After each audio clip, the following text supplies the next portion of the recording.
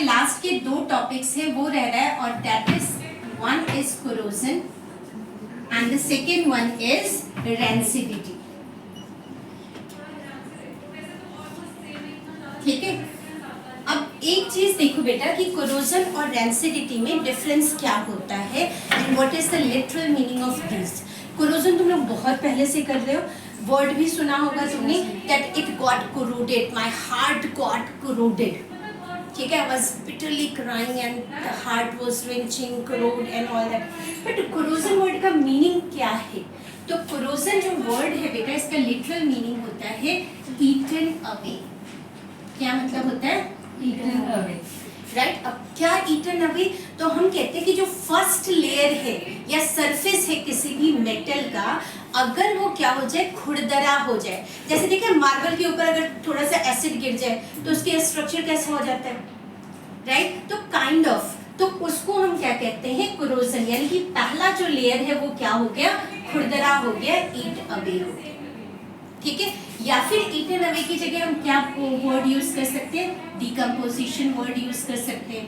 ठीक है, या फिर क्या हम यूज कर सकते हैं?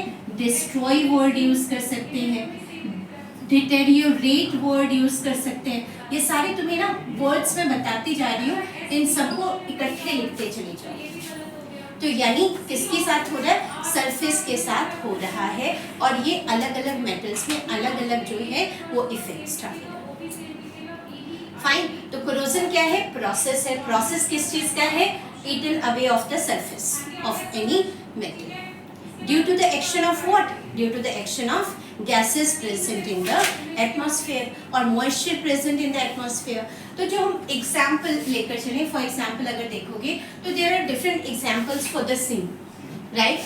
अब देखो पहला जो एग्जाम्पल है तुम्हारा, वो मेटल है तुम्हारा आयरन। क्या बोलते हैं इसको? Fe। Fe का कॉमन तुम सबने को पता है कि आयरन को अगर बिना पेंट किए, बिना ऑयलिंग किए, बिना कुछ ऐसे ही छोड़ दिया जाए तो, और उसकी जंग लगते हुए देखा होगा तुमने, स्क्रूज में देखते हो, इवन फ्रीजर के स्क्रू में भी, फ्रिज में भी लग जाता है। तो ये जो है वो क्या बनाता है? आयरन रस्ट बनाता है। क्या बनाता है? रस्ट। और रस्ट क्या है बेटा? रस्ट है रेडिश ब्राउन कलर, लिखो, this is more prominent, reddish brown colour है। ठीक है, कि रस्ट लगा आयरन के ऊपर और रेडिश ब्राउन कलर का हो गया। अब इसका फॉर्मूला क्या होता है, कैसे पता लगे? केमिकल रिएक्शन है ना ये। कोरोजन क्या है? केमिकल रिएक्शन है। क्या है ये? तो रस्ट क्या बना? Fe से सीधा ये बना लेता है Fe2O3.2H2O, Fe2O3.2H2O। इसी को हम कह देते हैं hydrated ferric acid. Hydrated acid कहेंगे जल्दी। वेरी गुड, तो करेक्ट किया करो ना, ये बताते हैं कि तुम कितने अटेंटिव हो। हाइड्रेटेड फेरिक ऑक्साइड बनाने का ये Fe2O3.2H2। एंड साथ में आयरन रिएक्ट किसके साथ करेगा? आयरन रिएक्ट करेगा मॉइस्चर के साथ। मॉइस्चर जब कभी भी वर्ड यूज करेंगे, यानी मॉइस्चर का मतलब क्या हो गया? H2O, और साथ में एयर, और एयर के लिए कौन सा? ऑक्सीजन। समझ गए? एंड फॉर्म क्या होगा? रस्ट। ये किसका फॉर्मूला है? रस्ट। Any doubt? तो corrosion in case of iron is rusting. तो सेकेंड एग्जाम्पल पर चलें। सेकेंड एग्जाम्पल बचे आपका है कॉपर का। किसका एग्जाम्पल है? कॉपर का। कॉपर जैसे मैंने लोटस का एग्जाम्पल लिया था, या आजकल बॉटल्स भी चल रही हैं, जग वगैरह चल रहा है, ग्लासेस चल रही हैं। तो अगर काफी टाइम तक ना तुम्हारा ये सब अनयूज्ड हो तो तुमने देखा होगा कि जो कॉपर है उसके ऊपर ग्रीन कलर की कोटिंग आ जाती है। किस कलर की? ग्रीन कलर की कोटिंग आ जाती है, जिसको बाद में तुम रिमूव भी कर सकते हो। तो भी कॉपर, ये ग्रीन कोटिंग है क्या?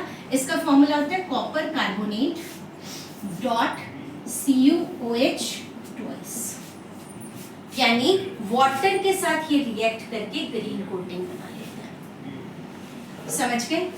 अगर हम तीसरे एग्जाम्पल की बात करें तो जो आपका थर्ड एग्जाम्पल है वो होता है silver. Simplest example, daily life example से ले रही हूँ मैं।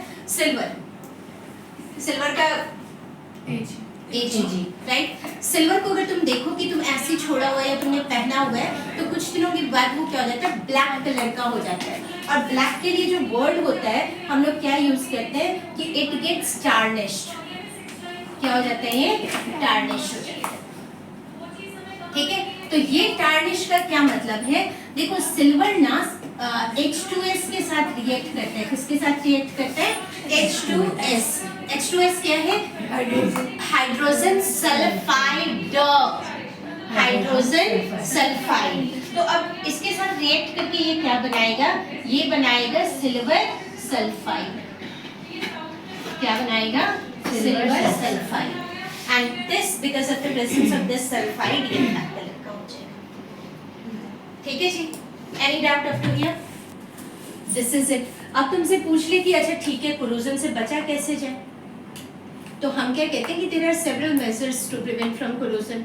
जैसे तुमने ग्रिल्स वगैरह में देखा होगा, उसको हम क्या करते हैं, पेंट करके रखते हैं। तो one point can be painting, दूसरा क्या है, ऑयलिंग एंड ग्रीसिंग, है ना। इसके अलावा तुमने गैल्वेनाइजेशन पढ़ा है जूनियर क्लासेस में, इलेक्ट्रोप्लेटिंग पढ़ी है, पता है ये सारी चीजें।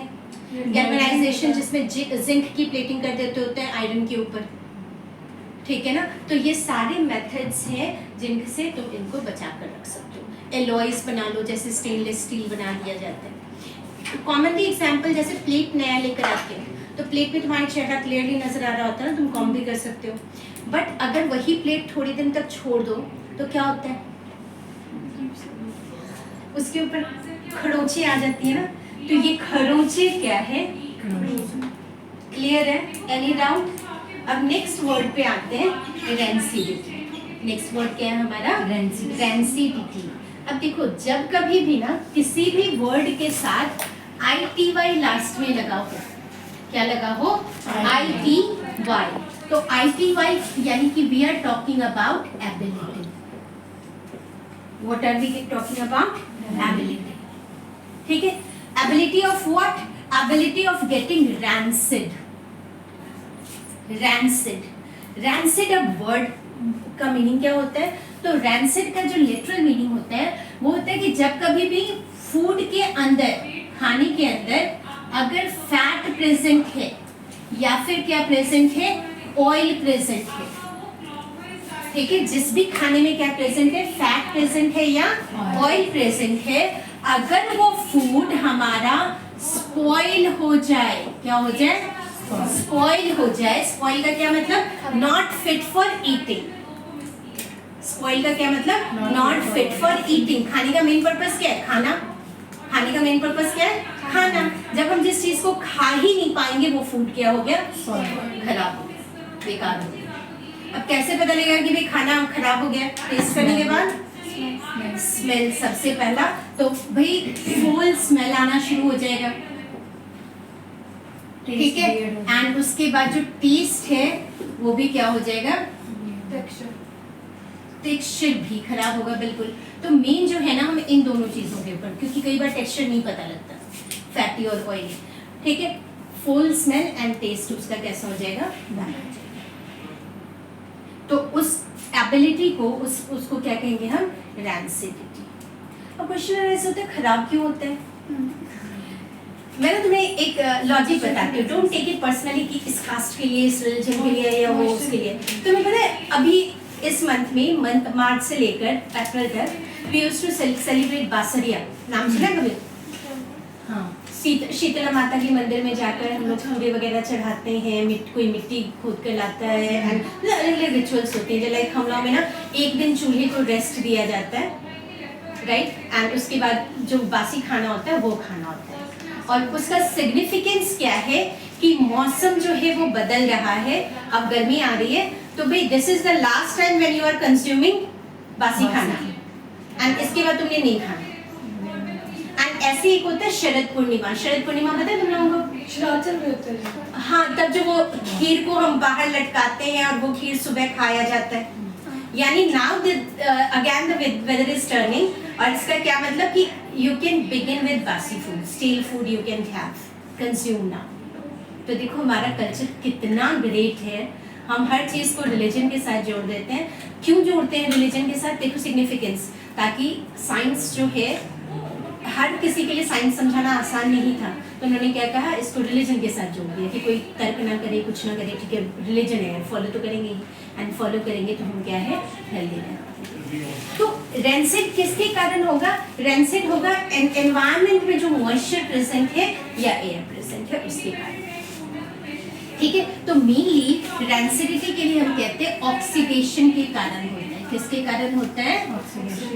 ऑक्सीडेशन मतलब वो ऑक्सीजन के साथ या एयर के साथ क्या करेगा, रिएक्ट कर जाएगा। अब अगर हमें ऑक्सीडेशन को रोकना है तो हमें कौन लेकर आना पड़ेगा? दुश्मन। उसका दुश्मन को क्या कहते हैं? She is totally anti of mind कहते हैं ना। तो भाई ऑक्सीडेंट का उल्टा क्या हो जाएगा? एंटीऑक्सीडेंट। यस, क्या हो जाएगा? एंटीऑक्सीडेंट। तो हमें लाना पड़ता है एंटीऑक्सीडेंट। तो खाने में अगर किसी भी टाइप का हम एंटीऑक्सीडेंट मिला दें तो भाई तुम्हारा खाना प्रिजर्व। अब एक जो बड़ा इंपॉर्टेंट सा क्वेश्चन, ये एंटीऑक्सीडेंट, एक और वर्ड याद करो, ये एंटीऑक्सीडेंट हमेशा ही रिड्यूसिंग एजेंट होगा। कौन होगा ये? Reducing agent. अब जो इंटरेस्टिंग चीज, चिप्स, मजा आता है खाने में, आलू चिप्स, लेस।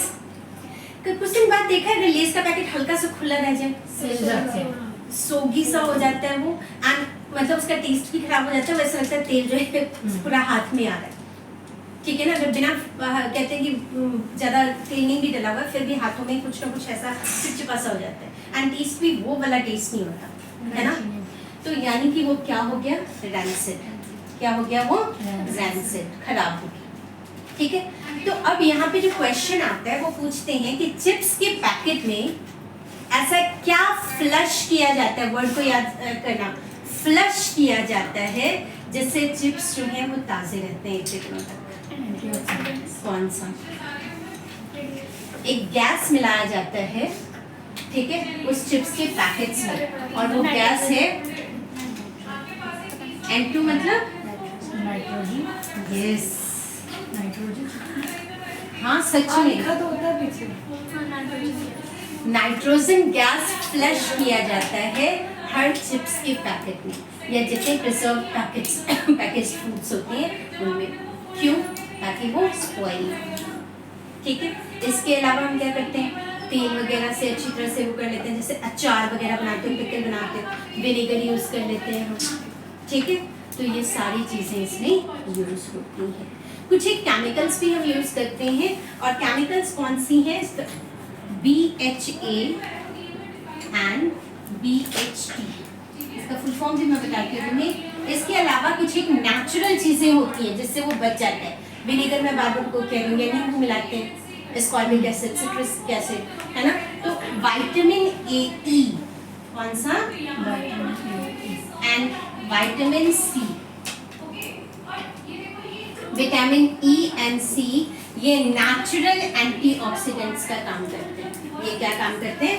नेचुरल एंटीऑक्सीडेंट्स का, ठीक है। BHA एंड BHT क्या है?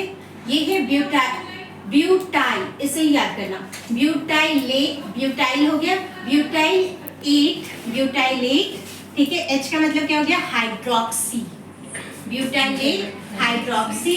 T का मतलब हो गया टॉलरेंट, T का क्या मतलब हो गया? टॉलरेंट, ठीक है। एंड यहाँ पे ब्यूटाइलेट हाइड्रोक्सी ना एलिनिन, ठीक है। तो ये तीन दोनों का अलग अलग, BH का फुल फॉर्म सेम रहेगा, A और T बस चेंज होगा, ठीक है। अभी नोट्स कर ले हम लोग। Any doubt up to here?